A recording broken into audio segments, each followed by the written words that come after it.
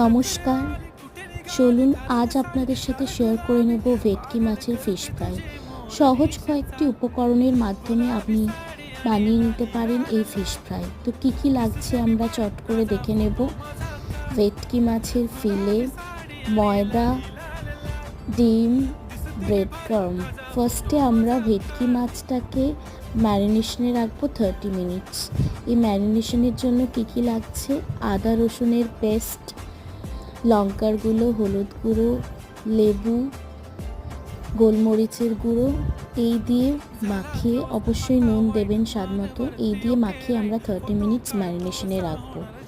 এরপরে 30 মিনিটস হয়ে গেলে ওই ম্যারিনেশনে রাখা মাছগুলোকে ডিমের কোটিংয়ে দিয়ে তারপর ব্রেড ক্রাম্বে দেবো।